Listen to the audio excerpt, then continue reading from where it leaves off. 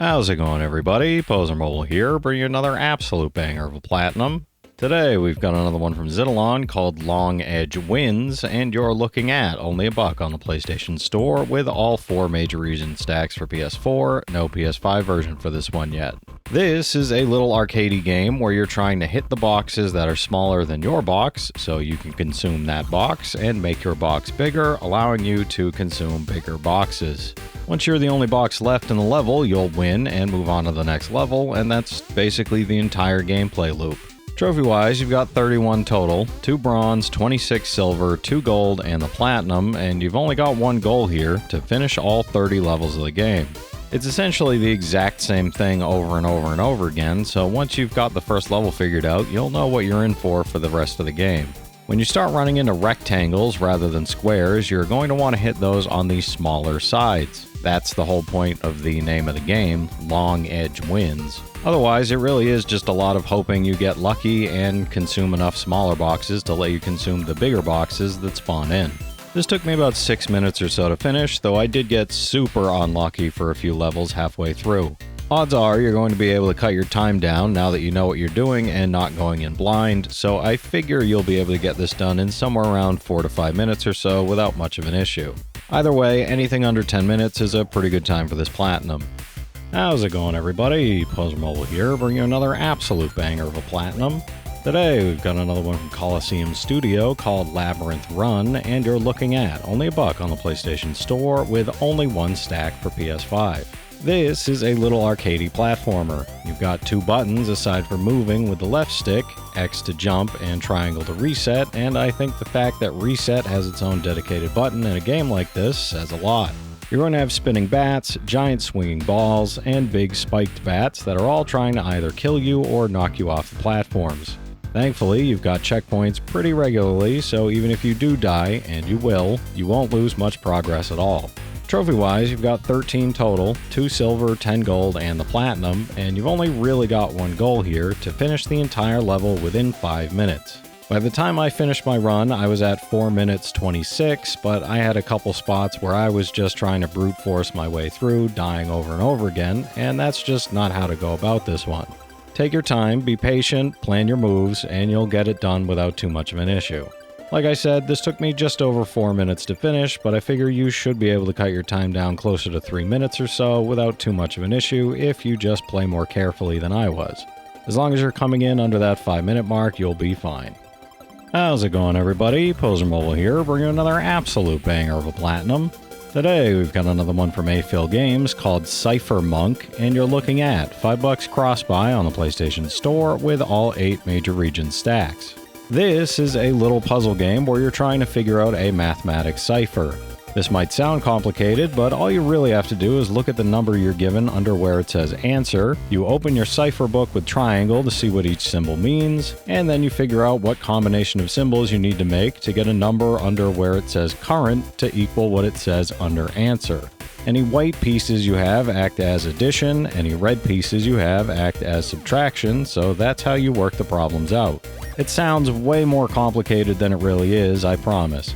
All you really need is some basic math and problem-solving skills, and you can figure this out on your own, or you can just follow along with my guide to get it done in no time. Trophy-wise, you've got 18 total, 2 bronze, 7 silver, 8 gold, and the platinum, and you've only really got 1 goal here to finish the first 20 levels with a few extra little trophies added in that you'll have to grab along the way. You can turn auto mode on or off with R1. If it's red, it means it's off, by the way. That threw me off at first. And you're going to want to put the piece in the wrong spot and try to submit it for a trophy with auto mode off. Once you've got that one, just follow along with my guide, opening up the in-game guide with triangle 15 times for a few trophies, and you'll have the platinum done in no time. Speaking of, this took me about 17 minutes to finish, going in completely blind, though if you're following along with my guide, you should be able to cut that down closer to 10 minutes or so without much of an issue, maybe even somewhere in the 5 to 10 minute area. I honestly had fun playing it and figuring out the puzzles on my own, so I'd recommend doing that instead, but I get it if you're just looking to get the platinum done as quickly as possible. How's it going, everybody? Pozermobil here, bringing another absolute banger of a platinum. Today we've got another one from Silent Games called Icy Gifts, and you're looking at $5 cross-buy on the PlayStation Store with only 2 stacks, one worldwide stack each for PS4 and PS5. This is a little arcadey chain reaction game where you're trying to use your limited number of bombs to knock each of the different orbs on screen into each other, creating a chain reaction that has them making more and more orbs detonate from each other. As they detonate, your cursor will turn into a magnet, and you can wave it around to pick up any gift boxes that drop from the orbs. Eventually, you'll find different types of orbs that do different things when they detonate, but that's basically your main gameplay loop. You'll get stars based on what percent of the orbs you destroy, and you'll be able to spend the gift boxes you get back at the level select screen on different upgrades to how the orbs detonate, initial blast radius, magnet radius, stuff like that. Trophy-wise, you've got 12 total, 11 gold and the platinum, and you've only really got one goal here to finish levels 1 through 3, then from 19 to 36. You're going to have to buy plenty of upgrades as well as getting a total of 50 stars across all levels, but you're probably going to unlock all of those along the way. Even if you don't have all 50 stars by the time you finish level 36, I only had 48 at that point, you can either go back and do better in the levels you've already completed, or you can start at level 4 and work upwards from there. Anytime there's an upgrade system like this in a game, I always just buy the cheapest upgrades I can, working my way up from there, and that worked fine for me in this. This took me 9 minutes exactly to finish, and I'd expect you to be somewhere around there as well. It's going to depend on how well you do grinding out those 50 stars, but I figure anything in that 5 to 10 minute range, 15 minutes tops, is a pretty good time for this platinum. How's it going, everybody? Pozermobil here, bringing you another absolute banger of a platinum. Today we've got another one from T Games called the Jumping Melon Rush 2, and you're looking at $2.50 cross-buy on the PlayStation Store with all 8 major region stacks. This does have auto pop, so once you finish the platinum on PS4, you can head into the PS5 version and get yourself a second platinum immediately. If you played the previous Jumping Melon Rush game, you know what you're in for, as this is exactly the same game. You're a melon, you're moving down this cylindrical track, you've got red spikes and blocks that'll get in your way, and you're going to be using these sticks to rotate the track and X to slow down time to get to the finish line at the end of the track. Trophy-wise, you've got 43 total, 30 bronze, 8 silver, 4 gold, and the platinum, and you've only really got one goal here to finish the first 15 levels with a few extra grindy trophies thrown in for some extra fluff. You're going to have to die 15 times, rotate the track 150 times, roll 2,000 total feet, and use Melon Rush at least once, which is your X button slow down time thingy. You're going to get most of the trophies just playing naturally, but you're probably going to have to grind some of them out after beating level 15 to finish the platinum off. This took me about 9 minutes or so to finish, and I'd expect you to take somewhere around there as well. It really is just a grind getting through all 15 levels and then getting the feet rolled, rotations, and deaths taken care of. You might be able to cut your time down a little bit here and there, but I figure anything in that 5 to 10 minute area, 15 minutes tops, is a pretty good time for this platinum. How's it going, everybody? Pozermobil here, bringing another absolute banger of a platinum. Today we've got another one from Coliseum Studio called Exit the Lot, and you're looking at only $1 on the PlayStation Store with just one worldwide stack for PS5. This is a little arcadey leaving the parking lot in the trailerless big rig simulator, so if you've been waiting your whole life to do only the leaving the parking area part of Euro Truck Simulator 2, this is going to be perfect for you. That really is the entire game summed up in a single sentence. You're using R2 to accelerate, L2 to brake and reverse, and you're just trying to get your truck out of a parking area without hitting any of the other parked cars. The layout of the map doesn't change as far as I could tell. The only thing changing is where you're parked and how the other cars are situated, so you're heading for the same goal every time.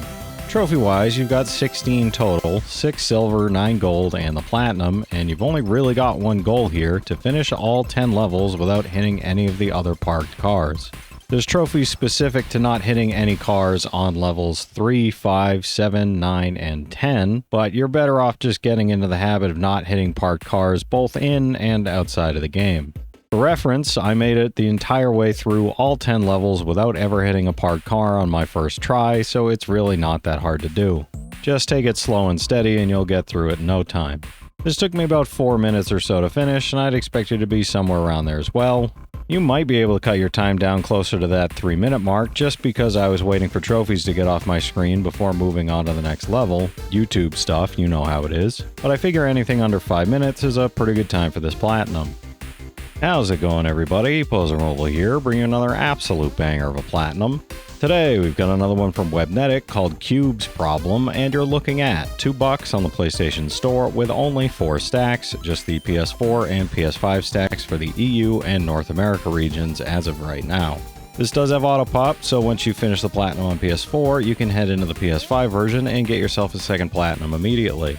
This is a little arcadey puzzle game where you're trying to move numbered blocks around on a grid, bumping like numbered blocks into each other to make the number go up. Combining 2 1s makes it 2, doing the same with 2 2s makes it 3, etc.